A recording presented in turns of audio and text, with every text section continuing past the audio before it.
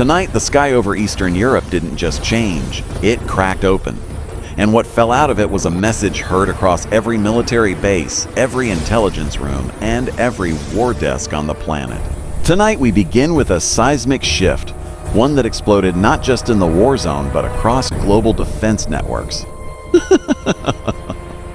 What unfolded over Eastern Europe in a matter of seconds is now being called one of the most shocking air combat moments of the entire war. A moment that military analysts, fighter pilots, and intelligence officials around the world are replaying again and again, frame by frame, trying to understand how everything changed so fast.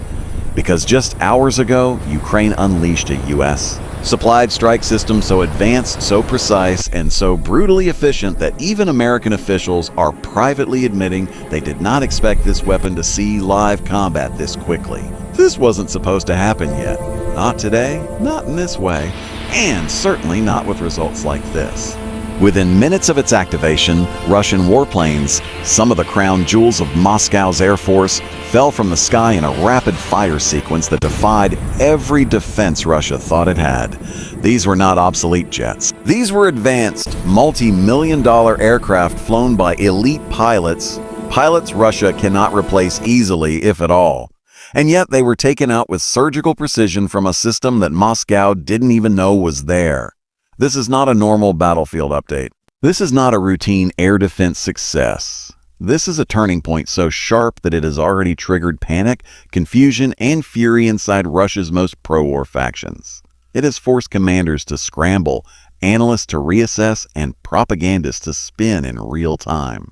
And as of this hour, footage of the engagement, still being dissected frame by frame, shows a level of coordination and technological superiority Russia simply did not see coming.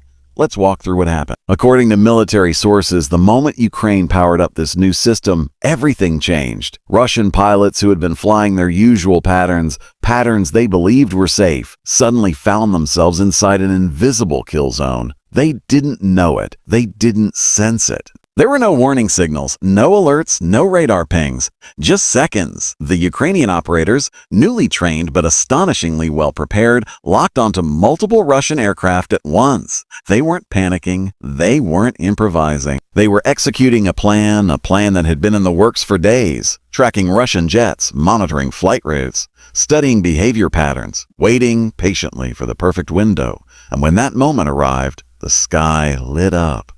Multiple missiles streaked upward, clean launches, flawless trajectories. These were not desperation shots from a pressured crew. These were precision engagements. One jet detonated midair in a fireball visible from miles away. Another spiraled down after losing its tail, crashing in a plume of smoke. A third aircraft attempted a desperate climb, trying to outrun the envelope of death below it. It didn't matter. The missile found it anyway, tearing the jet apart at altitude. 3 advanced Russian aircraft, gone in minutes. This has never happened before. Not like this, not this fast, not from a single newly deployed system. For months, Russia enjoyed a dangerous level of confidence in the sky. They flew predictable routes. They dropped guided bombs from comfortable standoff distances. They relied on the assumption that Ukraine's defenses simply couldn't reach them. That assumption evaporated today, and the Kremlin knows it. Some of Russia's most aggressive military bloggers, normally mouthpieces of confidence and bravado, are now in full meltdown mode. Their posts tonight are filled with rage, panic, and disbelief. One wrote, "This is a nightmare. How could we lose 3 aircraft in minutes?" Another said, "Our pilots are flying blind. They have no protection. How did command not know?" These reactions matter, not because they're loud, but because they signal a deeper collapse in the confidence of Russia's military structure. When the loudest pro-war voices begin shouting betrayal, incompetence, and fear, it's a sign that even the propaganda machine can't spin the truth anymore. Meanwhile, the mood inside Ukraine couldn't be more different. Quiet, controlled celebration, not victory chants, not reckless gloating, but a level of confidence that has been rare in recent months. The operators who fired this new system, seen briefly in the footage, display the precision and discipline of a team that knows the significance of what they just did. They didn't simply shoot down jets, they rewrote the battlefield. Because tonight, for the first time in this war, Russia no longer owns the skies in this region. Their pilots know it, their commanders know it, and now the world knows it. And what makes this moment even more remarkable is what U.S. officials are saying behind the scenes. They are stunned, not by the weapon itself, but by how fast Ukrainian forces mastered it. American experts believed it would take weeks, maybe months, before Ukraine dared to use it in live combat. But the Ukrainian team took to it instantly, adapting rapidly, executing flawlessly. One U.S. source said, "They learned this faster than any team we've ever trained." Another added, "We were impressed. We are shocked." This isn't just a new weapon. It's a new level of warfighting that Russia did not anticipate, and it's only the beginning. The jets weren't the only thing falling today. Something much bigger collapsed: Russia's confidence, its strategy, and the invisible shield it thought would protect its pilots. What happened in the skies was only the beginning. What followed on the ground and across Russia's military communication networks may be even more important. Because the moment Ukraine's new U.S.-supplied strike system proved itself, everything Russia thought it controlled in this region began to unravel. For months, Russian jets had operated with near impunity. They soared above Ukrainian positions, launching massive guided bombs from distances they believed were untouchable. They struck trenches, command points, and fortified positions, all from what they considered a safe altitude. Those attacks devastated Ukrainian lines. They shaped battles, they pushed Ukrainian troops back in some regions. But that safety is gone now, and tonight, Russia is scrambling to figure out what this means for its entire air strategy. Remember, Russia didn't just lose aircraft.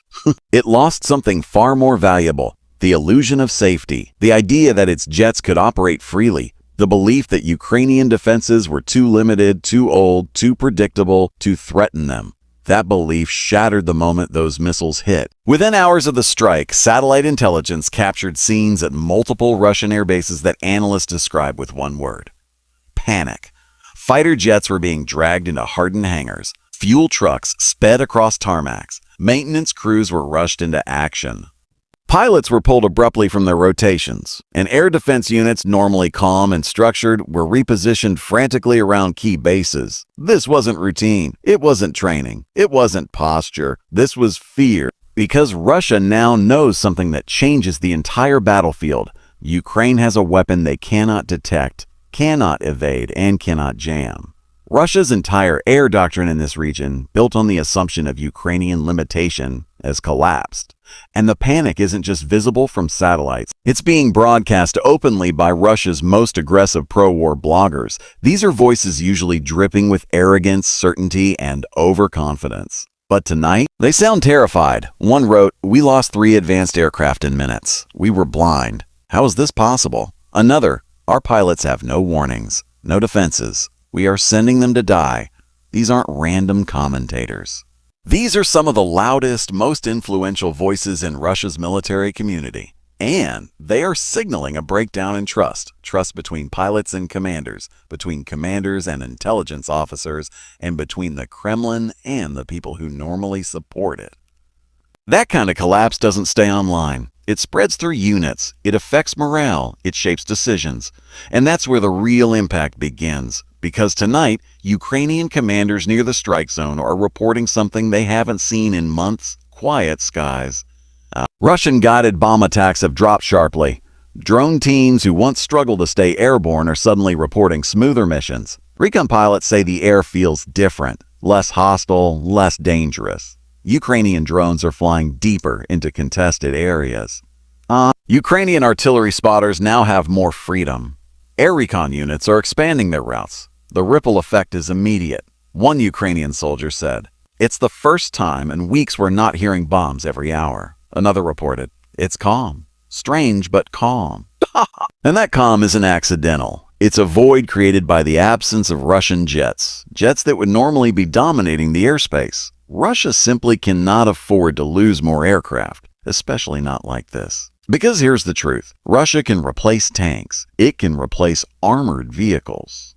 It can replace artillery, but it cannot replace elite pilots. Some of the aviators shot down today had years, sometimes decades, of experience. Training their replacements could take years, And even then, Russia cannot replicate the experience those pilots had on real battlefields. One pilot reportedly ejected and survived, and according to intercepted communication, the message he radioed back sent a chill through Russia's entire air force. "We detected nothing. No radar, no warning, nothing." Imagine hearing that as a Russian pilot. Imagine preparing for your next mission knowing that the enemy now has a weapon that can lock onto you before your instruments even blink. That's psychological weight. Fear of invisible death will sit heavily in every cockpit, and fear changes behavior. Expect Russian jets to fly higher, farther away, less accurately. Expect fewer missions. Expect slower responses to Ukrainian advances. Expect delays, hesitation, second-guessing. And as every military strategist knows, the moment a pilot hesitates, the battlefield shifts. But this operation wasn't just about firing a missile, it was a synchronized intelligence masterpiece. Because while the system is Ukrainian-operated, the data behind this mission came from a multi-layered Western intelligence effort. U.S. surveillance aircraft, flying legally in international airspace, had been monitoring Russian jet patterns. They provided information on routes, altitudes, timing, and flight clusters. Ukraine didn't fire blindly. They fired with a complete picture. This is modern warfare, networked, coordinated, and data-driven. And Russia has nothing like it. Their intelligence network is fragmented, their coordination is slow, their surveillance is limited, and their jamming, normally one of their strongest tools, failed. Because this new U.S. system isn't just a launcher. It's a smart platform with radar signatures Russia wasn't prepared for. Its missiles are faster than expected, its lock-on algorithms are advanced, and most importantly, it cut through Russian electronic warfare like it wasn't even there. That is a nightmare scenario for any modern military. For months, Russia relied heavily on jamming to blind Ukrainian defenses. They believed it raised the survival chances of their jets. But today, everything they trusted failed. And when jamming fails, pilots die, which brings us to the most important shift happening tonight, Russia's air superiority. One of its last major advantages is cracking, not completely gone, not destroyed, but weakened, exposed, vulnerable. Russia is now forced to rethink its air operations, forced to pull jets back, forced to reconsider bombing runs, forced to adapt to a battlefield where Ukraine can strike farther, faster, and more unpredictably than ever before. This is not just a tactical victory. It's a strategic reset. And the ripple effects, military, psychological, political, are only beginning. And tonight, as the world watches this conflict shift in real time, the story is no longer just about jets falling from the sky. It's about the entire balance of power tilting in a direction no one predicted. What happened over that battlefield wasn't just a tactical victory. It was a message written in fire and metal, delivered directly to Moscow and broadcast across global intelligence networks. The skies are no longer yours. The shockwave of this strike is continuing to spread. Russian commanders who once believed their air superiority was untouchable are now facing a new reality. The moment Ukraine activated this U.S.-supplied system, the war entered a phase that analysts are calling at the beginning of an aerial reshape. For the first time in months, Ukraine has a tool not just capable of defending territory, but actively denying Russian dominance in the air. And make no mistake, the Kremlin is rattled. Satellite intercepts show frantic communication between Russian command centers. Air bases that used to operate with calm routine are now acting like they're under siege. Jets are being moved further from the front, ground crews are fortifying hangars, and radar teams are scanning the skies as if expecting another strike at any second. This is not how a confident Air Force behaves. This is how a threatened one reacts. Russian analysts, the same voices who normally mock Ukraine's capabilities, are suddenly sounding alarm bells. One prominent pro-war commentator wrote hours ago, "If Ukraine can do this again, then our air operations in this entire region may collapse." Another said flatly, "A command failed. Intelligence failed. Our assumptions failed." Even state TV, normally scripted and controlled, has begun to show signs of panic behind carefully chosen words. And here's why. Russia didn't just lose aircraft. It lost something far more important. Time. Time to react. Time to adapt. Time to rebuild confidence. And in war, time is everything. Tonight, Ukrainian forces are moving with unprecedented momentum. Recon drones, once terrified of Russian interceptors, are now roaming deeper into contested zones. Infantry units are advancing under quieter skies. Commanders on the ground are reporting fewer emergency evacuations, fewer airstrikes, fewer panicked calls over the radio. Soldiers describe the battlefield atmosphere in one word: different. Different because for the first time in nearly a year, Russia's fearsome guided bomb strategy has been weakened. Different because Ukrainian positions that were once pummeled daily are suddenly getting breathing room. Different because the sound of Russian jets, the sound that soldiers have come to dread, has nearly vanished in some sectors. But let's talk about what makes this moment even more extraordinary: the psychological collapse unfolding inside Russia's own ranks. Pilots, Russia's most elite, most protected, most valuable fighters, are now openly afraid. And fear spreads faster than missiles. Military insiders report pilots refusing rotations, requesting reassignment, and demanding new safety protocols that don't even exist yet. One intercepted radio message from a surviving pilot said, "We had no warning, no lock-on alert, nothing. It hit us before we knew we were targeted." Imagine what that does to morale. Imagine preparing for a mission knowing that your billion-dollar aircraft might be torn apart in seconds by a system you cannot detect. This is not just a tactical weapon, it's a psychological weapon. And Ukraine knows it. Phew. Ukrainian operators, now hailed as heroes across military networks, have proven something that even Western analysts didn't expect. They can master advanced, next-generation systems in days, not months. One U.S. official put it bluntly: "We underestimated them. Everyone did." This success also reveals the depth of coordination between Ukraine and the West. Surveillance aircraft, satellite tracking, encrypted communication links. It was all synchronized. This wasn't just a shot. It was a symphony. And Russia was caught standing still. Tonight, military experts say this may be the most consequential shift in the air war since the conflict began. Not because of the number of jets lost, but because of what those losses represent. Russian predictability, Russian vulnerability, Russian overconfidence, and Ukraine's growing technological edge. The battlefield is evolving. And Russia is suddenly, unmistakably, on the back foot. And here's where it becomes even more powerful. The world is watching. Allies are watching. And perhaps most importantly, Russia's own troops are watching.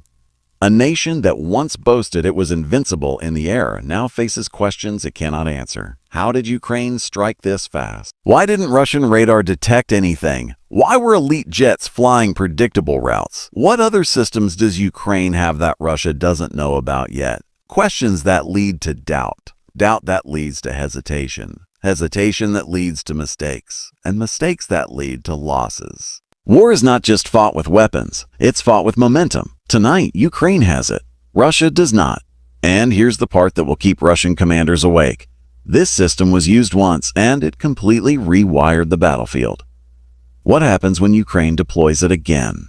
Or when more systems arrive? Or when operators become even more skilled? The air war has changed, and the ground war will follow. Because every jet Russia keeps grounded is a jet that cannot drop bombs. Every pilot that hesitates is a mission delayed. Every loss of confidence is a shift in momentum. Tonight, Ukraine is stronger than it was yesterday, more coordinated, more capable, more feared. And Russia, for the first time in a long time, Russia fears the skies. Stay with us.